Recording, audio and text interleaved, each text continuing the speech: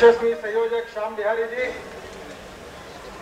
मेरे सहयोगी राष्ट्रीय महामंत्री विजय गोयल जी, किरण माहेश्वरी जी, श्याम जाजू, मुरलीधर राव जी, मंच पर उपस्थित विविध राज्यों से आए हुए हमारे इस प्रकोष्ठ के सभी सम्मान्य पदाधिकारीगण, संयोजक और उपस्थित व्यापारी भाई और बहनों,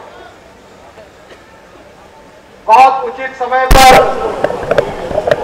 हमारे इस प्रकोष्ठ ने देश के व्यापारी भाई और बहनों को जगाने का काम किया है। देश की हालत बहुत ही चिंताजनक है। व्यापारियों की हालत भी उससे भी बेहतर होती जा रही है। हमारे देश में हमारी जो आर्थिक स्थिति है वो इतनी दर्दनाक स्थिति बनी हुई है कि आम गरीब आदमी, गांव गरीब मजदूर, किसान, छोटा व्यापारी, इनका जीना मुश्किल हुआ है। व्यापार तो असुरक्षित है ही है, पर व्यापारी भी अब असुरक्षित हुआ है। उत्तर प्रदेश में अनेक जगह पर व्यापारियों की हत्या हुई है, गुंडागर्दी होती है, सरकारी अफसरों के द्वारा भ्रष्टाचार के कारण दबाव निर्माण किया जाता है और कानून को इस प्रकार से बनाया जाता है कि व्यापारियों की तकलीफें कैसे बढ़े, वो व्यापार और उद्योग इस प्रकार से न कर सके। ऐसी हालत ये कांग्रेस और यूपीए सरकार ने देश में निर्माण की है। वो अटल जी की सरकार थी जब देश प्रगति और विकास की ओर जा रहा था। हमारा विकास का दर 9% तक पहुंचा था। और हमारे सोनिया जी के नेतृत्व में यूपीए की सरकार आई, मनमोहन सिंह जी देश के प्रधानमंत्री बने और सोनिया जी और मनमोहन सिंह जी ने कहा कि हम 100 दिन में महंगाई कम करेंगे। महंगाई तो कम नहीं हुई, आज महंगाई का दर 18% तक पहुंच गया। इन्फ्लेशन दर रोज बढ़ रहा है। हमारे प्रधानमंत्री कहते हैं हर बार कि कुछ दिनों में महंगाई कम होगी। उन्होंने अनेक वादे किए, पर देश के सामने आज गंभीर आर्थिक संकट केवल खड़ा है। हमारी जो इन्वेस्टमेंट आ रही थी विदेशों से, जिसको हम फॉरेन डायरेक्ट इन्वेस्टमेंट एफडीआई कहते हैं, वो आना समाप्त हुआ है। जो आई थी वो वापस जा रही है और आज तो हालत ऐसी पैदा हुई है कि हमारे भारत के उद्योगपति भी हिंदुस्तान में पूंजी निवेश करने के बजाय वो हिंदुस्तान के बाहर जा रहे। ऐसी खतरनाक स्थिति इस देश में पैदा हो रही है। बहनों और भाइयों, अटल जी के समय डॉलर की तुलना में रुपए का मूल्य 36 रुपए था। इस कांग्रेस की सरकार ने देश की हालत इतनी खस्ता कर दी है कि डॉलर की तुलना में रुपए का मूल्य 58, 59 और 60 के पास पहुंच रहा है। बहनों और भाइयों, अटल जी के समय फॉरेन एक्सचेंज रिजर्व हमारा भरा हुआ था।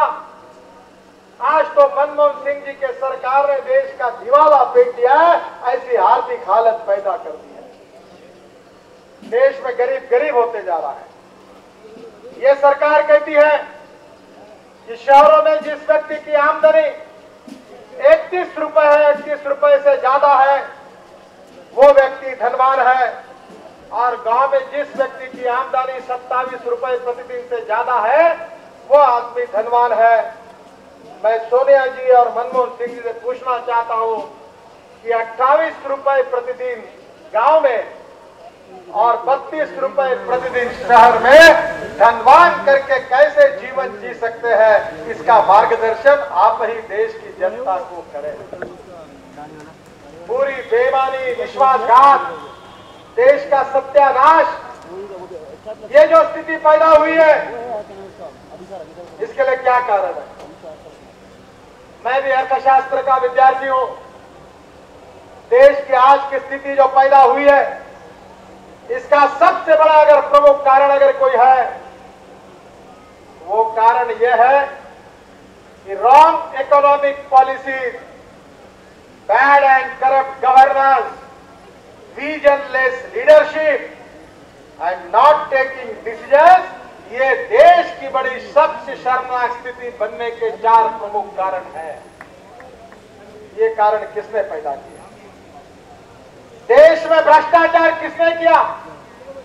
2G स्पेक्ट्रम में 1,76,000 करोड़ का घोटाला हुआ है।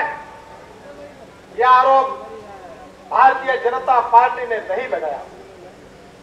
यह आरोप सुषमा जी, अरुण जी, आडवाणी जी ने नहीं किया है। तो देश के संविधान में संविधानात्मक दर्जा जिस संस्था को है, उस CAG ने अपने रिपोर्ट में कहा है कि 2G स्पेक्ट्रम में देश को 1,76,000 करोड़ का चूना लगा।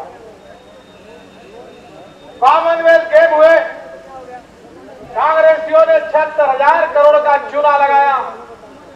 और कल CAG के रिपोर्ट ने पार्लियामेंट के सामने पेश करके कहा कि कोल के घोटाले में 3 लाख करोड़ का घोटाला इस कांग्रेस के सरकार ने और प्रधानमंत्री ने किया है।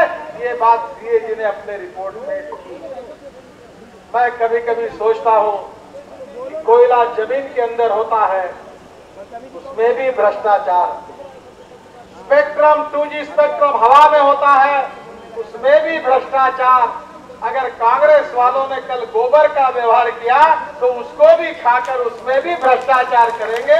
इतने निकम्मी राजनीतिक नेता आज देश में हुए हैं। बहनों और भाइयों, देश की आज की आर्थिक स्थिति अच्छी नहीं है। देश बड़े कठिन परिस्थिति से गुजर रहा है और कांग्रेस पार्टी और UPA सरकार कहती है कि देश की परिस्थिति को अगर सुधारना है तो रिटेल में अगर हम FDI लाएंगे तो देश की आर्थिक स्थिति सुधरेगी।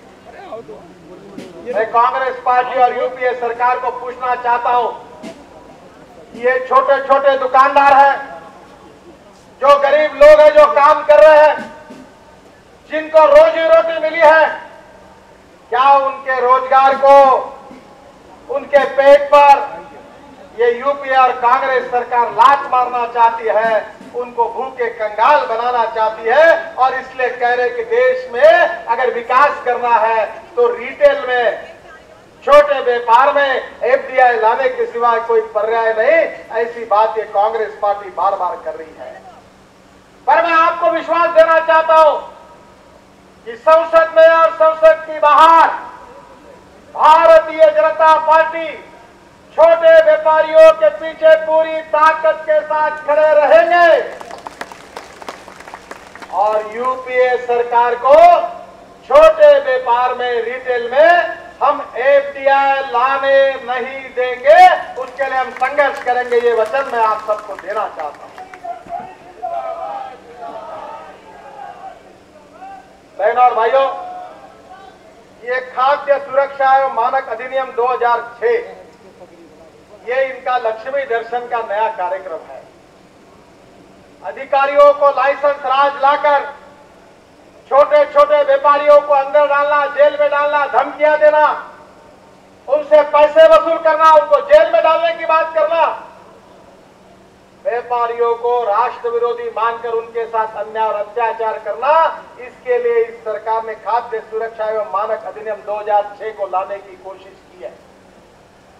पार्लियामेंट में और पार्लियामेंट के बाहर हमने इसका विरोध किया और इस प्रकार का कानून लाना ये देश के हमारे व्यापारी बंधुओं पर अन्याय है, अत्याचार है, उनके लोकतांत्रिक अधिकारों का हनन है। और आज की आपकी ये विशाल जनसभा, आपका प्रदर्शन इस कानून के खिलाफ, आपने जो बात कही है, श्याम बिहारी जी बार बार इस बात को कह रहे हैं।